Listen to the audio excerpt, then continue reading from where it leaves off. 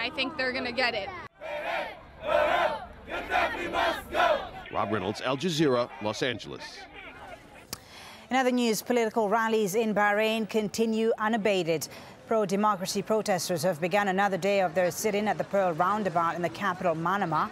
The area has become a focal point for anti-government demonstrations. It was the scene of violence last week that left 8 people dead. On Monday night, a rally was held in support of the government. Holding posters of the ruling Al Khalifa family, the crowd chanted slogans in support of the unity government. 2 high-ranking U.S. politicians have pledged their support for change in Tunisia. Senators John McCain and Joe Lieberman met various government and business leaders in Tunis on Monday. They also met with the country's caretaker Prime Minister Mohamed Ghannouchi. The former U.S. presidential candidate John McCain said his country remained committed to its military relationship with Tunisia. The Rafah terminal in the Gaza Strip has been reopened to allow Palestinians with special permission to cross into Egypt.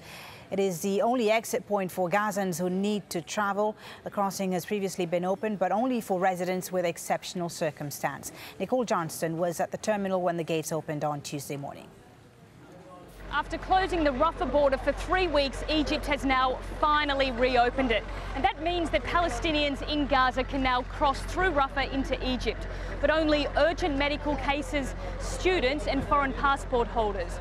Now, people in Gaza are hoping that with a change of regime and government in Egypt, that a new government may reopen the Rafah border crossing fully so that all Palestinians will have the chance to leave Gaza. And to Israel now, where February marks nearly 2,000 days since the capture by Hamas of Israeli soldier Gilad Shalit. Carl Perry looks at how the case of the missing soldier continues to affect the pace of Israeli-Palestinian negotiations. A tent has been wedged here in central Jerusalem for more than 4 years, pressuring the Israeli government to secure the release of one of its soldiers. Gilad Shalit was captured in a Hamas operation along Gaza's border that lasted less than 30 minutes. His imprisonment by Hamas, a central issue in Israel, has lasted years. It's about time, after so many days and months and years, it's time to resolve this crisis and to bring him back home immediately. Those sentiments probably come as no surprise to any parent. But this father has the burden of weighing the big picture with getting his son back. Freedom for Shalit would require a willingness by Israel to make political sacrifices, Palestinian prisoners for one Israeli soldier. So 1,000 prisoners could have been a long time ago released. I would call the Palestinian families of the prisoners to put pressure on the Hamas leaders. The former chief of the army recently handed his post over, and in doing so expressed regret in his failed efforts to free Shalit. And now the incoming chief is facing a new regional reality, one that does not include perhaps a direct line to one of the most major players in the mediation thus far, Egypt.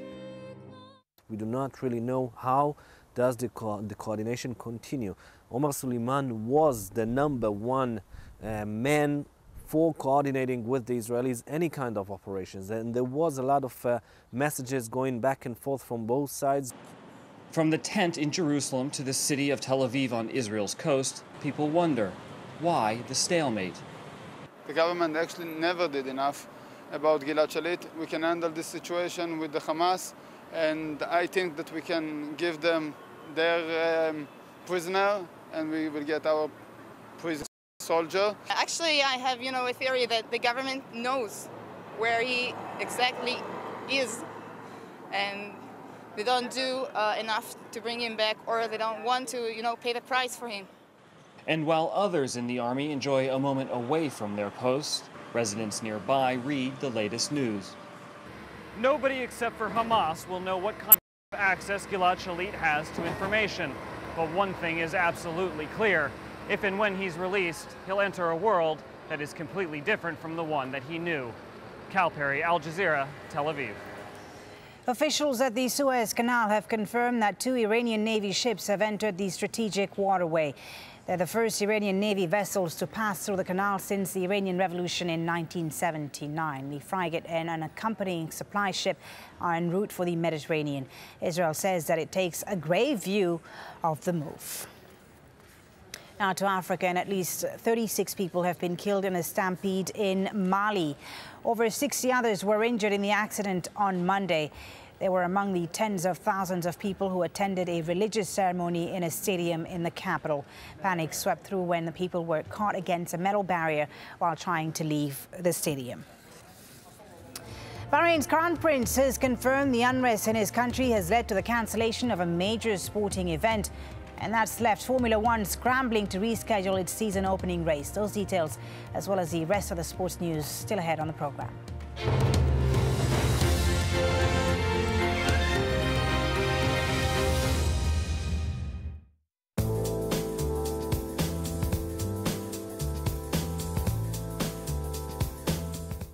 So we'll start with a look at the weather across that quake zone in New Zealand then.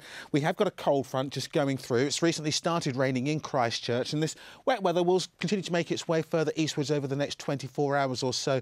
I suspect through Tuesday night into Wednesday there will still be a few showers around. These will gradually make their way away. To the north of that, well, here you can clearly see what is Tropical Cyclone Atu.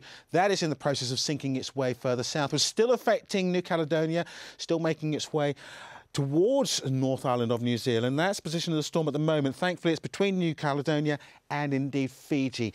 It will gradually drift its way further southwards, staying offshore, but the outer bounds of that storm will bring increasingly wet and windy weather into New Zealand as we go on into the next couple of days then. We have seen an excessive amount of rain once again across the far northwest of Australia. Tropical Cyclone Carlos still very much in evidence. Further heavy downpours gradually making their way into northern parts of Western Australia.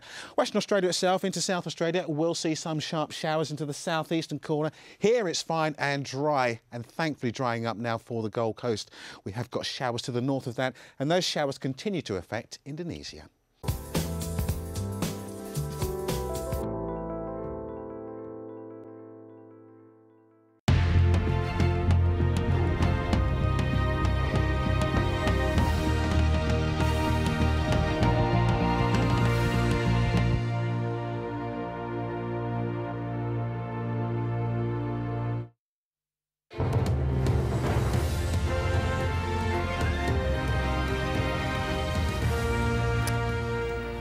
Welcome back. The latest developments now on our main story, and that, of course, is the situation in Libya. The leader, Muammar Gaddafi, has appeared on state television denying rumours that he's fled to Venezuela and says he is in Tripoli. The United Nations has condemned airstrikes on protesters in the capital and the cities of AlJazeera and Misrata. Also, several Libyan diplomats around the world have resigned. That includes the ambassador to India and 4 diplomats in China. Meanwhile, the UN Security Council is to hold a closed-door meeting on Libya later this Tuesday. And in news just in, the UN High Commissioner for Human Rights, Navi Pillay, has called for an international investigation into the attacks on anti-government protesters